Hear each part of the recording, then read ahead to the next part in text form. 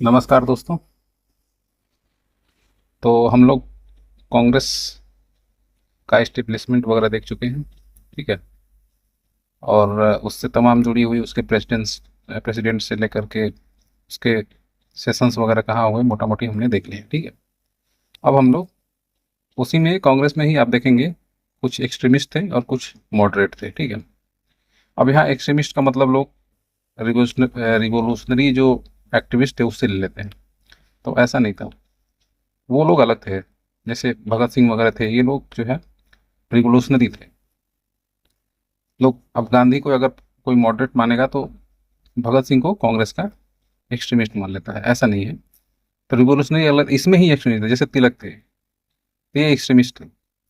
मतलब ये petition prayer ये सब विश्वास नहीं रखते थे। इनका ये मानना था कि थोड़ा एग्रेसिव नेचर में ये डिमांड करते थे जो भी इनके राइट्स वगैरह थे या जो भी इनकी डिमांड होती थी। और मॉडरेट्स जो थे वो थोड़ा बहुत सोचते थे कि डेमोक्रेटिक वे में या प्रेयर पिटीशन से ये जो है हमको राइट्स मेरे और ये जो भी मेरा अधिकार है वो मिल जाए। ठीक है। तो ये मेन डिफरेंस था। ठीक है। तो ऐसा लिखा हुआ है कि द फर्स्ट टू डिकेड, अब जैसे 1885 में इसका जन्म हो रहा है कांग्रेस का, तो पहला दो डिकेड अब 89 से 95 ये पहला डिकेड हो गया और 1905 तक ये दूसरा डिकेड हो गया। यानी दो डिकेड जो है आप देखेंगे कि ये मॉडरेट एरा रहा। ठीक है। अब सर एओ हुम ने बनाया था इसको। अब एओ हुम जो है इंग्लिश ऑफिसर से रिटायर्ड। तो बहुत लोग ये भी बोलते थे कि ये तो उन लोगों का बनाया हुआ है। लेकिन उस समय ऐसा था कि अगर कोई ऑर्गेनाइजेशन बहुत अग्रेसिव वे में आती तो हो सकता है बैन की कर दी जाती या हो सकता है लोगों को जेल में डाल दिया जाता। तो मॉडरेट एरा में आप देखेंगे कि ये जरूरी था। तो सबसे जो बड़ा मुझे जो गेम चेंजिंग लगता है कि एओ हुम ने बनाया तो लोगों को लगा कि ठीक है इंग्लिश है तो अंग्रेजों ने ज़्यादा रिएक्ट नहीं किया। ठीक है। और उसको अगर तुरंत में कुछ कर देते तो इंग्लैंड वगैरह में उसका अलग मैसेज आता, नेगेटिव मैसेज आता। तो इन्होंने शुरू में जो है शुरू के 20 साल जो है दो डिकेड की बात कर रहा है इसमें ये छोटे मोटे रिफॉर्म्स जो एडमिनिस्ट्रेटिव जो रिफॉर्म्स थे उसमें इंडियंस की भागीदारी और ये सब जो भी उनके अधिकार थे उसकी बातें हुई। ठीक है। तो वहाँ पे जो है मॉडरेट डोमिनेट किए। जैसे एस एन बैनर्जी जो थे, सुरेंद्र नाथ बैनर्जी, ये जो है उनके प्रमुख लीडर थे। ठीक है। मॉडरेट्स। और इनका ये मानना था कि टू सम एक्सटेंट अंग्रेज जरूरी भी है क्योंकि डेमोक्रेटिक है उनका और वो जो भी चेंजेस ला रहे हैं वो साइंटिफिक है, मॉडर्न है। तो वो लोग उसको तो उसमें आप देखेंगे तो प्रोमिनेंट लीडर जो कौन कौन है मॉडरेट में, दादा भाई नौरोजी हैं, सुरेंद्रनाथ बनर्जी हैं, इन्हीं की बात करा तो मैं महादेव गोविंद रानाडे हैं, फिरोज साहब मेहता हैं, गोपाल कृष्ण गोखले हैं और आनंद मोहन बोस हैं। ठीक है। तो ये लोग सारे लोग जो थे ये मॉडरेट थे। ठीक है। लिबरल बोल सकते हैं। They had sense of confidence in British justice. वो लोग ये मानते थे कि ब्रिटिशर्स जो है आप अगर उनसे बोलेंगे तो वो लोग जस्टिस करेंगे। मतलब ये उनको ऊपर इनको विश्वास था। और देर जेनरोसिटी पे भी इनके विश्वास था। ठीक है। जस्टिस और जेनरोसिटी पे they never aimed aggressive nationalism. वही मैं बात कर रहा था। लेकिन लीडर लाइक बाल गंगाधर तिलक, लाला लाजपत राय और बिपिन चंद्र पाल, ये तीनों जो थे लाल बाल पाल इनकी जोड़ी जोड़ी कही जाती थी। ये जो था एक्सट्रीमिस्ट थे और ये जो है ये मानते थे ऐसा कि अंग्रेज जो है कुछ भी बिना लड़े नहीं देंगे, थोड़ा एग्रेसिव रहना पड़ेगा। ठीक है। तो वही चीज लिखा है, रेज एक्सट्रीमिस्ट आइडियोलॉजी। ठीक है। और बाल गंगाधर तिलक तो रेवोल्यूशनरी जो लोग एक्टिविटी थी उसको अपने अखबारों वगैरह में प्रेस करते थे। ऑल्दो ये कांग्रेस के थे लेकिन उसको प्रेस करते थे। ठीक है। तो दादा भाई नेहरू जी, फिरोज मेहता, विंसा बाचा, Umesh Banerjee, Surendranath Banerjee were the leader of moderate. ठीक। और ये सब अर्बन एरियाज से थे। और ये most of the moderate leader who believe जैसे मॉडर्न मॉडरेट पॉलिटिक्स वगैरह थे टू अर्बन एरियाज। ठीक है। और ये लोग पढ़े लिखे थे तो ये लिबरल थॉट वगैरह रखते थे। ठीक है। Congress during moderate phase was dominated by people like, देखिए अब पढ़े लिखे थे तो advocate, engineers, doctor, journalist, person who literature work करते थे। ठीक। और इनका मास से जो है उनका कनेक्शन उतना नहीं था। ठीक। Missing in moderate domination. ठीक है। अब फिरोज शाह मेहता ने कहा कि the voice of Congress is not masses. अब इन्होंने ये बोल दिया कि जो कांग्रेस का वॉइस है ये मास के लिए नहीं है। बस इसका यह है कि responsibility of the citizen is to contact with the Congress. और पब्लिक की है, पब्लिक का ये मतलब रिस्पॉन्सिबिलिटी बनना है कि वो कांग्रेस से कनेक्ट करे और उसके इमोशंस को समझे और देश को आगे बढ़ाए। ठीक है। गोपाल कृष्ण गोखले जो गांधी जी के गुरु थे गांधी जी उनको गुरु मानते थे। ये भी मॉडरेट लीडर थे और वो बिलीव करते थे मीन एंड एंड में, ठीक है, purity of mean and and. मतलब मीन एंड एंड का मतलब होता है कि कार्य करो फिर उसका इच्छा करो, उस टाइप का। He was the political mentor, ये तो बात हो ही चुकी है, ठीक है। ही took part in politics in 1889, ठीक है।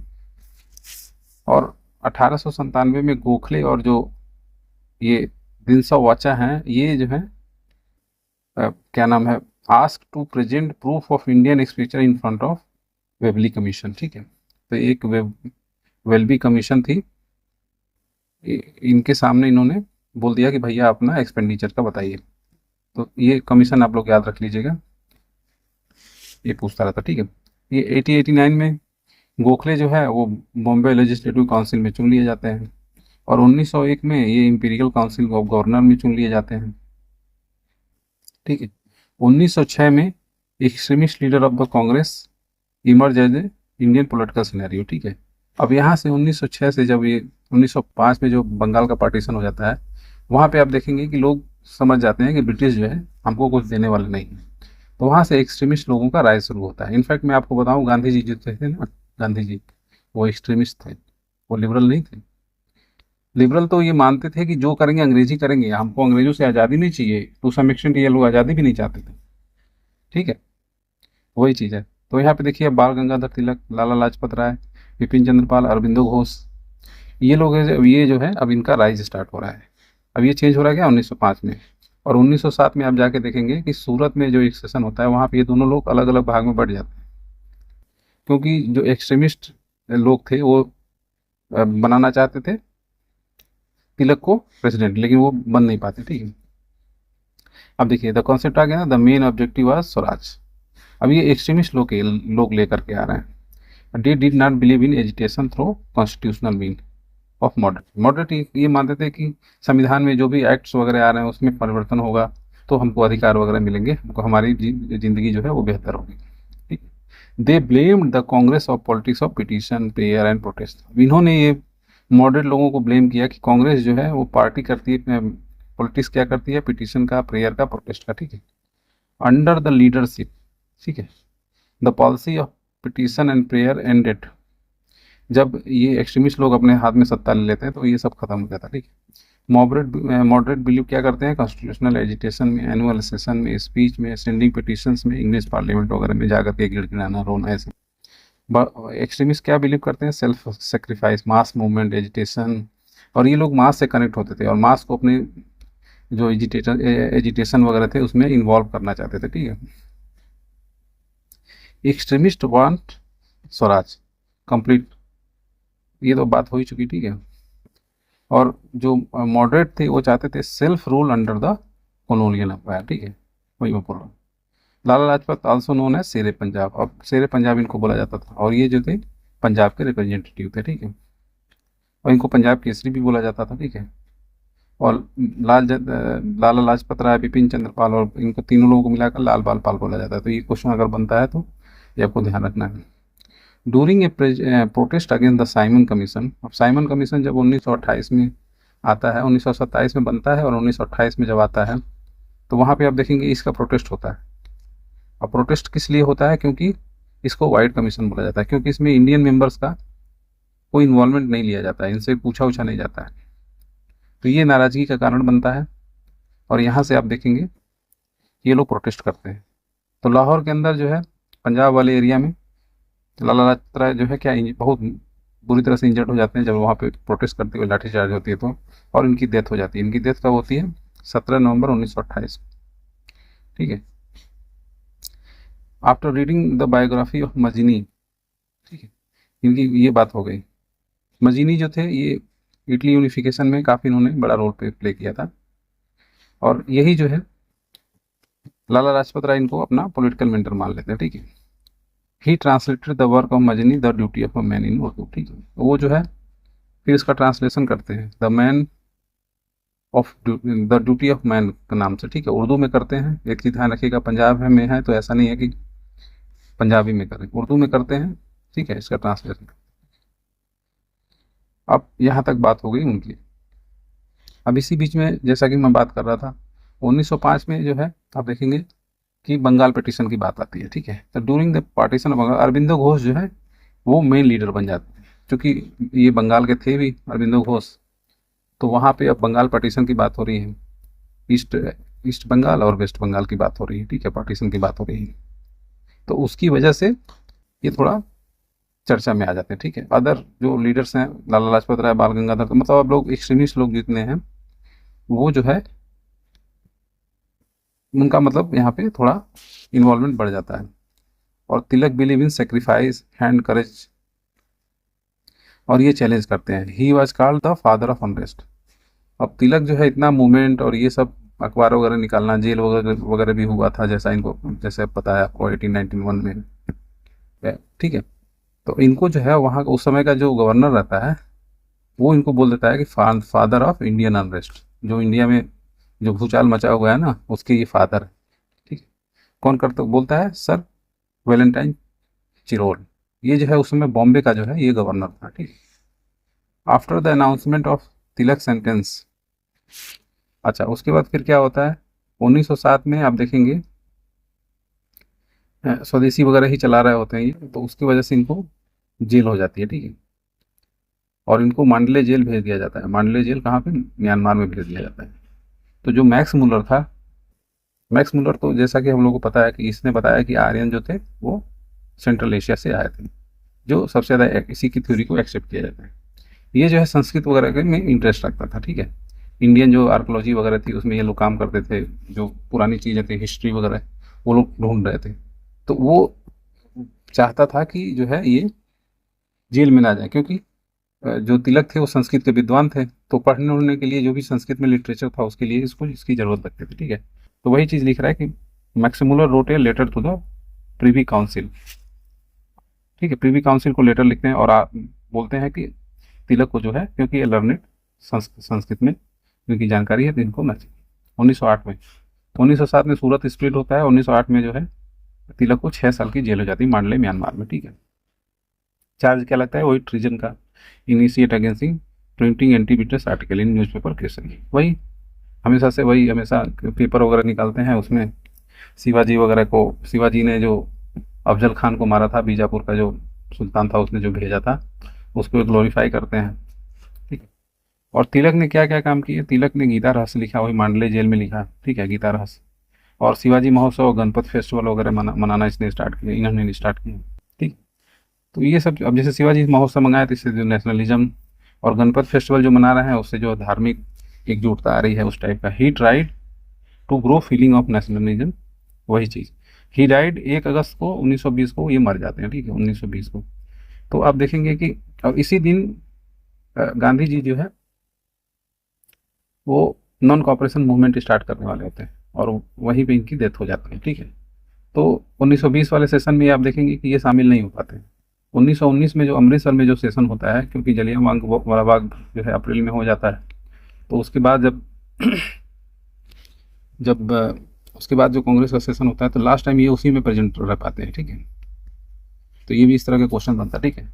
और उनका जो जो उनका जो अर्थी था जिसको बोला जाता है, एक क्वेश्चन आया था कि उनकी अर्थी को कौन कौन उठाया था, तो महात्मा गांधी तो थे ही, मौलाना शौकत अली, सैफुद्दीन खिचड़ी, ठीक है, मौलाना हसरत मोहानी,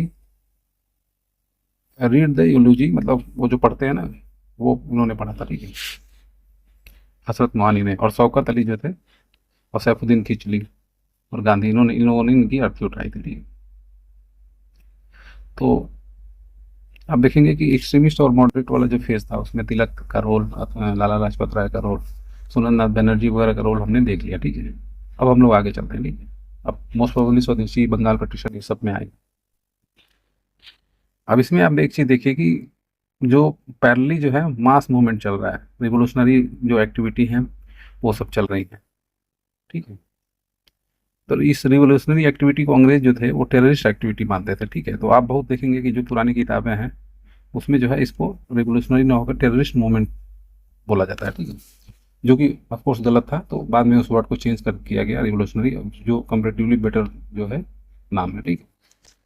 देखिए तो सबसे पहले आप देखेंगे मित्र मेला जो है ये सावरकर ने बनाया था, ठीक है। और कब बनाया था इन्होंने? 1899 में, ठीक है।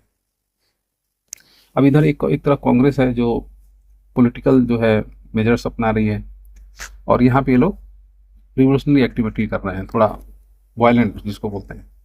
It was later converted into Abhinav Bharat society, ठीक है। बाद में ये 1904 में जो है अभिनव भारत सोसाइटी बन जाती है। बाद में मित्र मेला ये लोकल मुंबई पुणे उन्ने के एरिया में रहती है, ठीक है। बिसाइड द महाराष्ट्र, अब देखेंगे कि जब ये अभी अभिनव भारत सोसाइटी बन जाता है तो उसके बाद इसकी ब्रांचेज जो है मध्य प्रदेश कर्नाटक वगैरह में खुल जाती है, ठीक है। और एक ऑर्गेनाइजेशन है 27 सितंबर 1925 को राष्ट्रीय स्वयंसेवक संघ आरएसएस, आज की डेट में कितना पावरफुल ऑर्गेनाइजेशन बन गया आप देख सकते हैं। ये जो है ये किसने बनाया, तो ये हेडगेवार जी ने बनाया, ठीक है। और उसका जो हेडक्वार्टर था वो नागपुर महाराष्ट्र में था, ठीक है। तो ये आरएसएस की बात हो गई। मित्र मेला आ गया, अभिनव भारत सोसाइटी, तो वैसे लिखते जाइए। मित्र मेला कब बना, 1899 में, क्योंकि क्रोनोलॉजी ही मेन इसमें पूछता है। आजकल तो बहुत सारे क्वेश्चन उसी पे आने लगे, तो यही कन्वर्ट हो जाता है 1904 में कब, अभिनव भारत सोसाइटी में, ठीक है। 1925 में आरएसएस बन रहा है, इसको थोड़ा हम लोग बाद में देखेंगे। अभी एक और नाम आ जाता है जतिन नाथ मुखर्जी का, ठीक है। और ये बंगाल के साइड के रिवोल्यूशनरी थे, ठीक है। और ही वाज हर्टन, और ये जो है विवेकानंद और अरविंद घोष जो एक्सट्रीमिस्ट लीडर थे आपके कांग्रेस के अंदर, उनके ये फॉलोअर थे, और विवेकानंद को ऑफ कोर्स फॉलो करते थे, ठीक है। और he was an active member of revolutionary committee such as Yugantar, Anushilan Samiti, Gadar party, ये सब जो है ये तीनों ऑर्गेनाइजेशन जो थे इसके इन्होंने मेंबरशिप ले रखी थी और रिवोल्यूशनरी एक्टिविटी करते थे, ठीक है। He was also known as Bagha Jatin, ठीक है। और व्यायाम मंडल जो है फाउंडर थे किसके, व्यायाम मंडल जो है चापेकर ब्रदर इन्होंने बनाया था। व्यायाम मतलब वही कुश्ती उस्ती इस टाइप का, तो चापेकर ब्रदर ने बनाया था, ठीक है। उसमें दो लोग थे, दामोदर हरि चापेकर और बालकृष्ण हरि चापेकर, ठीक है। और वासुदेव हरि चापेकर, ये तीन लोग थे, ठीक है। और इन्होंने 1896 में ये बनाया था, ठीक है। तो इसके पहले आप इसको रख लीजिए व्यायाम मंडल, व्यायाम मंडल जो है आप इसको रख लीजिए 1896-97 में, ठीक है। तो व्यायाम मंडल हो गया, फिर मित्र मेला हो गया, फिर आपका 1904 में वही कन्वर्ट होकर अभिनव भारत सोसाइटी बन जाती है। ये पूना के अंदर इन्होंने बनाया था, ठीक है। और it was founded with a clear political intention, ठीक है। और 1897 में चापेकर ब्रदर जो है यही उसको वहाँ का जो प्ले कमेटी का जो लेफ्टिनेंट होता है रैंड और एरिस्ट को ये लोग मार देते हैं। तो इन्हीं के सपोर्ट में जो है तिलक जो है वो अखबार में लिख देते हैं, फिर उनको जेल हो जाती है, ठीक है। तो ये पूरी कहानी है। तो दामोदर हरि चापेकर बाद है हैंग इन दिस, और चापेकर जो है जो ये है इनको वहाँ पे फांसी पे चढ़ा दिया जाता है, ठीक है। This was the arrested on information given by David brothers, ठीक है। तो जो उसमें डेविड ब्रदर होते हैं जो लोग उसको देखे रहते हैं उन्होंने बोल दिया था कि यही आदमी था। तो और ब्रिटिश चार्ज जो है ये तिलक देखिए, और ब्रिटिश जो है तिलक वगैरह को भी इसमें ब्रांड की किलिंग में इन्वॉल्व कर लेते हैं, ठीक है। लेकिन बाद में इनको कोई प्रूफ नहीं मिलता है। देखिए 1897 में तिलक व चार्ज विथ सेडिशन 124 है। आज भी देखिए आप देखेंगे कि जो सेक्शन 124 है ये देशद्रोह वगैरह के लिए लगाया जाता है, ठीक है। और सेंटेंस फॉर 18 मंथ जेल, ठीक है। और यहाँ से जब इनको जब जेल होती है तो तिलक का जो है पूरे ऑल इंडिया लेवल पे इनका फेम हो जाता है, ठीक है। और उनको जो है लोकमान्य का टाइटल दे दिया जाता है, ठीक है। तो ये उसकी कहानी हो गई व्यायाम मंडल से। और फिर चापेकर ब्रदर ने कैसे रैंड और अरेस्ट को मारा था 1897 में, ठीक है। अब उसके बाद आप देखेंगे कि 1909 में अनंत लक्ष्मण कन्हेरे जो है एक कार्व ग्रुप के मेंबर होते हैं, और ये क्या करते हैं डिस्ट्रिक्ट कलेक्टर नासिक है जैक्सन को मार देते हैं, ठीक है। तो जो कन्हेरे हैं, कन्हेरे कृष्ण गोपाल कार्वे एंड विनायक देश पांडे को जैक्सन के मर्डर में हैंग कर दिया जाता है, ठीक है। तो कौन कौन हैंग होता है, कन्हेरे, गोपाल कृष्ण कार्वे और विनायक देश पांडे, ठीक है। बीडी सावरकर को लंदन में अरेस्ट कर लिया जाता है और वहाँ पे नासिक में लाया जाता है, और जो है नासिक कॉन्स्पिरेसी के तरफ तहत उनको लाइफ टाइम इम्प्रिजनमेंट मिल जाता है उनको, ठीक है। और द प्लेस ऑफ बारा रॉबरी 1908 में जो है ये ईस्ट बंगाल में होती है, आजकल आज का जो बांग्लादेश है वहाँ पे है। और इसमें जो है कौन कौन लोग इन्वॉल्व होते हैं, the group which executed Barrah robbery was led by Pulin Das Bihari, ठीक है। और ये 1908 में क्या करते हैं, पुलिनाम बोस और प्रफुल्ल चाकी ये क्या करते हैं किंग्स फोर्ट में बिहार के अंदर ये लोग हैं बम फेंक देते हैं, ठीक है।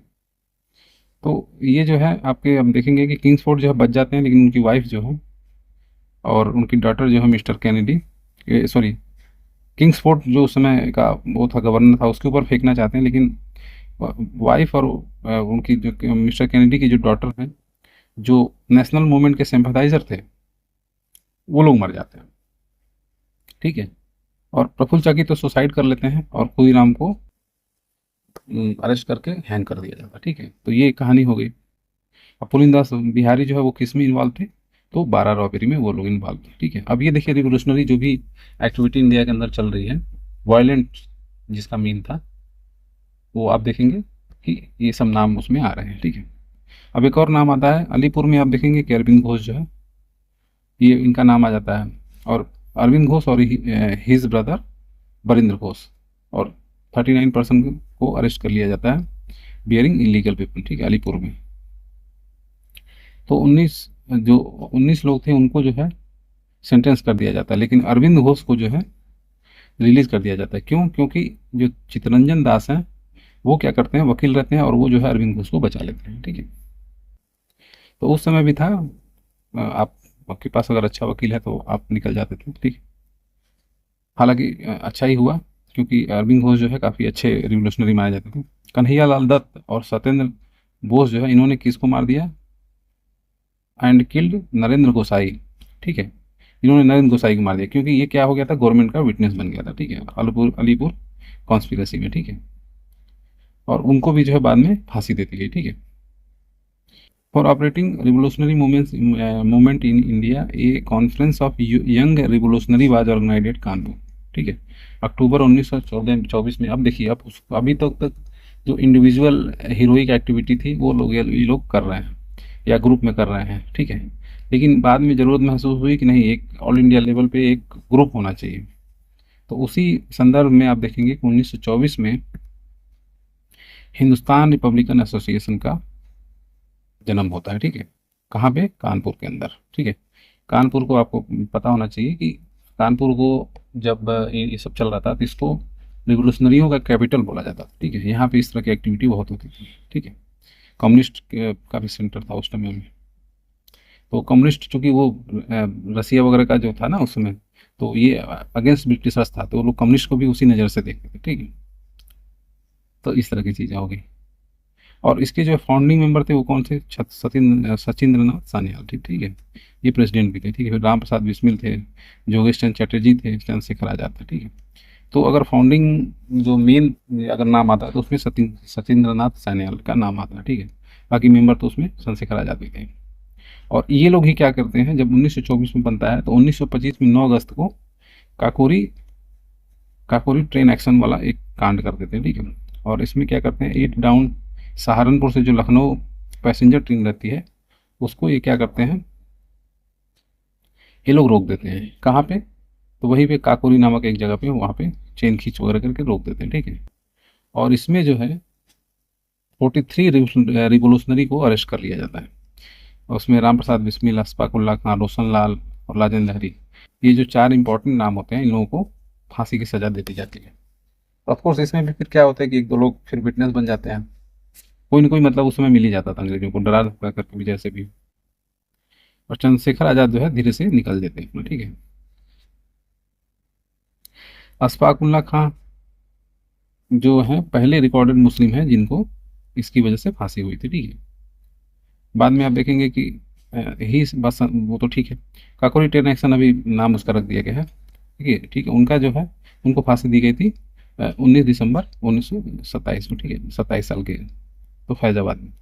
तो फैज़ाबाद में आप देखेंगे कि अशफाक उल्ला खां को दिया जा रहा है। ठीक है, और राम प्रसाद बिस्मिल को गोरखपुर के अंदर फांसी दी गई। ठीक है, राम प्रसाद बिस्मिल।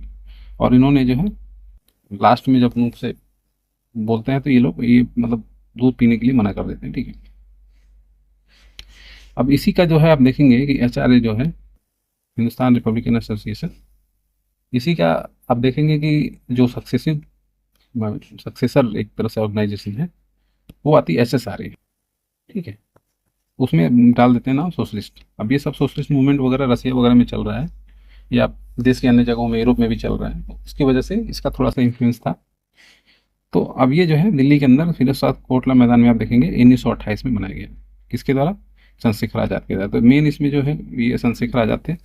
बाकी उसमें भगत सिंह और सुखदेव जो है ये इंपॉर्टेंट मेंबर। ठीक है, दो मेंबर जो है भगत सिंह और बटुकेश्वर दत्त जो है 18 अप्रैल 1929 को, सॉरी 8 अप्रैल 1929 को ये लोग क्या करते हैं, जो सेंट्रल असेंबली होती है वायसराय की, वहां पे जाकर के ये बम फेंक देते हैं। ठीक है, और 18 मेंबर जो हैं SSRA के उसकी बात से अरेस्ट हो जाते हैं। ठीक है, और चार्ज उनको किया जाता है लाहौर कॉन्स्पिरेसी। अब इसमें क्या है कि इसके पहले ये लोग सैंडर्स वगैरह को भी मार देते हैं। जब लाला लाजपत राय का लाठीचार्ज में जब मृत्यु हो जाता है उसके वो भी केस इन पे चलने लगता है। और प्लस ये इन्होंने सेंट्रल असेंबली बम तो फेंका ही था 1929। तो उसके बाद देखते हैं आप कि भगत सिंह, राजगुरु और सुखदेव को फांसी दे दी जाती है और इनको जो है सतलुज नदी के किनारे इनको फिरोजपुर में 23 मार्च 1931 को इनको दफना भी दिया जाता है। ठीक है, अब आते हैं चटगांव आर्मरी रेड। ठीक है,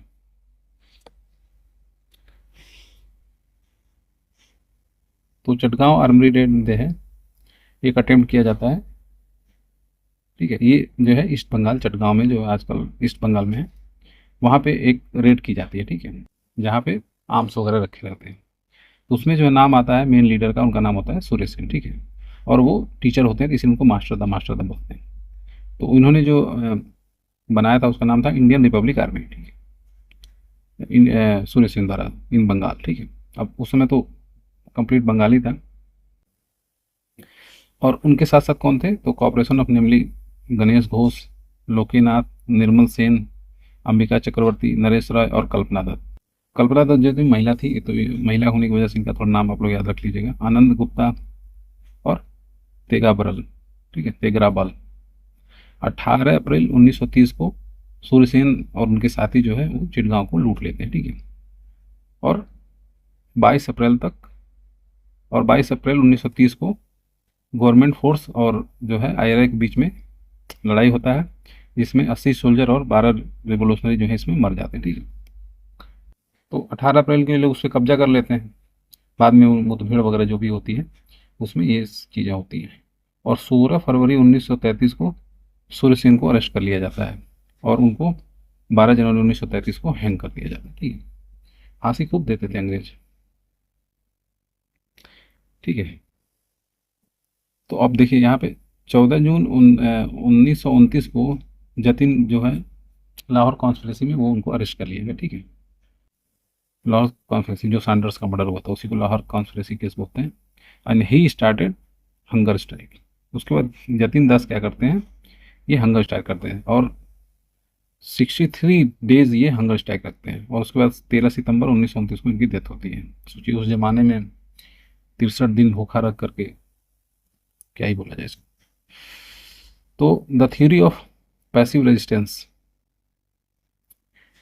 इन्होंने जो है अरविंद घोष ने न्यूज़पेपर वंदे मातरम में एक पैसिव रेजिस्टेंस का एक कॉन्सेप्ट लेके आए थे।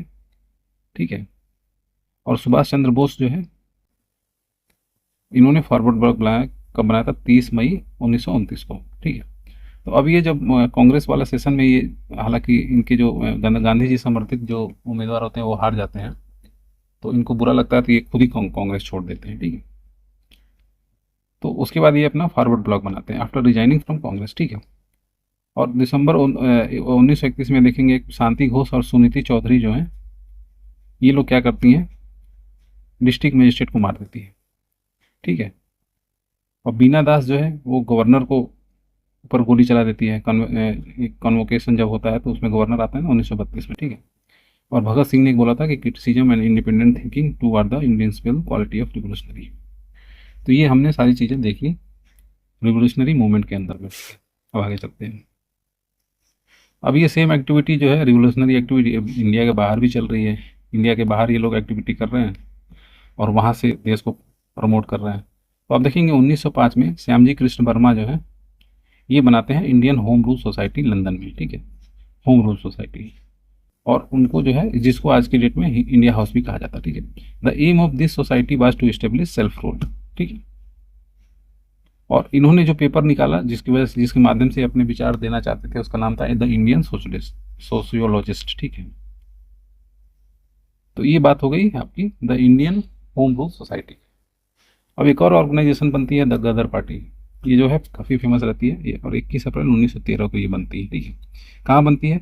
सैन फ्रांसिस्को यूएसए के अंदर। ठीक है, और इसका ऑब्जेक्टिव क्या रहता है? तो free India from English rule. ठीक है, और जो इंडिया, कनाडा और यूएसए के अंदर रहते हैं वो लोग इसको बनाते हैं। ठीक है, 1913 में आप देखेंगे जब ये इसका हुआ था, तो सोहन सिंह भाखना भी एक सोसाइटी बनाते हैं जिसका नाम रहता है Hindustan worker of Pacific coast. ठीक है, और जो ये जो लोग ये मतलब बनाते हैं, उसके बाद फिर ये लोग एक गदर निकालते हैं, सॉरी एक न्यूज़पेपर निकालते हैं जिसका नाम गदर होता है। और एक्चुअल में तो ये इन्होंने बनाया होता है Hindustan worker of Pacific coast, लेकिन गदर की वजह से इसका नाम गदर पार्टी पड़ जाता है। ठीक है, इसी that's why the party got famous है गदर पार्टी। ठीक है, तो इसमें कंफ्यूज नहीं होना है। और लाला हरदयाल जो है इस पार्टी के मतलब टॉर्च बियरर मतलब मेन थे। ठीक है, बरकतुल्ला, राज बिहारी बोस, राजा महेंद्र प्रताप, अब्दुल रहमान, मैडम भिकाजी कामा। राजा महेंद्र प्रताप आप देखेंगे अफगानिस्तान के अंदर जो है ये एक बार राजा भी बन गए थे। ठीक है, भाई परमानंद, करतार सिंह सराभा और पंडित काशीराम, ये लोग थे इस मतलब बाहर के जितने भी रूलर रिवोल्यूशनरी थे, देशभक्त लोग थे, वो लोग इससे काफ़ी जुड़े हुए थे, इसीलिए ये पार्टी जो थी। तो आप देखेंगे Raja Mahendra Pratap with Barkatullah founded the first temporary government. देखिए अफगानिस्तान का, इसी की मैं बात कर रहा था, during the first world war. ठीक है, फर्स्ट वर्ल्ड वार के बाद के समय ये लोग हैं एक टेम्परेरी गवर्नमेंट अफगानिस्तान में बना लेते हैं। अब लिए अफगानिस्तान और यहाँ से फिर सेंट्रल एशिया वगैरह शुरू होता था, तो उधर जो है रशिया का थोड़ा इन्फ्लुएंस था, तो ये लोग एज ए बफर स्टेट जो है ब्रिटिशर्स इसको मानते थे अफगानिस्तान को। तो उसी का मौके का फ़ायदा उठाकर फर्स्ट वर्ल्ड वार में राजा महेंद्र प्रताप और बरकतुल्ला जो है ये लोग गवर्नमेंट बना लेते हैं 1915 के अंदर। Raja Mahendra Pratap himself became president और बरकतुल्ला को प्राइम मिनिस्टर बना देते हैं। मैडम कामा ये क्या करते हैं? 24 सितंबर 1860 में इनका जन्म होता है। उनके जो पेरेंट्स थे वो पारसी थे, और वो जो है पर्सनल सेक्रेटरी ऑफ दादा भाई नौरोजी थी इंडियन नेशनल मूवमेंट में। ठीक है, और ये रुस्तम कामा से मैरिड थी इनकी, और जो एडवोकेट थे और सोशल वर्कर थे। ठीक है, तो भिकाजी रुस्तम कामा जो है ये रिवोल्यूशनरी नेशनलिज्म को प्रमोट करते थे। और मैडम कामा जो है ये एक्टिविटी कहाँ से करती थी? ये यूरोप और अमेरिका से ये एक्टिविटी करती थी। ठीक है, और इन्होंने पार्टिसिपेट किया था सोशलिस्ट कांग्रेस, कहाँ पे? स्टुअर्टगार्ड में, जर्मनी के अंदर। ठीक है, और she was the first person who hoist Indian flag on foreign land. और वहाँ पे स्टुअर्टगार्ड जर्मनी, जर्मनी तो दूसरे ब्लॉक में था, आपको भी पता होगा। ब्रिटिश फ्रांस वगैरह ये अलग ब्लॉक में थे ड्यूरिंग वर्ल्ड वॉर 1। तो फिर ये जर्मनी में जाकर के वहाँ पे इंडिया का फ्लैग जो है उन्होंने होस्ट किया था। ठीक है, वही तो ये हो गया। Which was design jointly by BD. Savarkar और श्यामजी कृष्ण वर्मा। ठीक है, और जो उस फ्लैग को डिजाइन किसने किया था? बी.डी. सावरकर और श्यामजी कृष्ण वर्मा ने, और बीकाजी रुस्तम जो इनके हस्बैंड थे। ठीक है, और she famous as the mother of Indian revolution. ठीक है, तब ये लेडीज़ थी, तो उस ज़माने में लेडीज़ का इस तरह करना बहुत ही बड़ी बात होती थी। ठीक है, मदन लाल ढींगड़ा, उधम सिंह जो है इनको हैंग कर दिया गया, इंग्लिश ऑफिसर्स को मार दिया था इन्होंने। ठीक है, अंग्रेज मतलब वहाँ बदला लेने के लिए तो इंग्लैंड में जाकर के मार दिया था। ठीक है, तो इसलिए वहाँ पे इन लोगों को फांसी हो गई थी। ठीक है, तो मदन लाल ढींगरा जो है 1909 में इन्होंने कर्जन वाइली को मार दिया था, who was the adviser of secretary of the state of India. ठीक है, एडवाइजर था सेक्रेटरी ऑफ स्टेट का। ठीक है, एंड ओवास जी लगा during the meeting national association. ठीक है, उधम सिंह जो है इसने ओडायर को मार दिया था, जो पंजाब वाला था, जो जिसने जलियांवाला वाला बाग किया था। ठीक है, उसको कब मार देते हैं? लंदन 1940 में। और उस who was responsible, indirectly responsible था। ठीक है, तो ये चीज़ें हो गई। तो इसमें दो लोग, ये आपके मदन लाल ढींगरा और उधम सिंह का नाम आप लोग याद रखिए। उसके बाद एक जो है कामत गारू जो है एक जापानीज जहाज होता है, उसको पंजाबी बिजनेसमैन करता है जिसका नाम होता है गुरप्रीत सिंह, और वो क्या करता है? इंडियंस को कनाडा ले जा रहा होता है, 1914 में लेके जाता है। ठीक है, जिसमें 376 इंडियंस उसमें रहते हैं। और वो जो वैंकूवर पोर्ट पे पहुंचता है, तो वहाँ पे जो कनाडा के लोग होते हैं उसको वहाँ के लोगों को मतलब अंदर जाने के लिए मना करते थे, ठीक है। Canadian refuse to entry the Canada, ठीक है। उसमें फिर क्या होता है कि शोर कमेटी वाज, तो उसमें काफ़ी लोग मर भी जाते हैं, was constituted to protect the right of Indian, ठीक है, ट्रेवलर।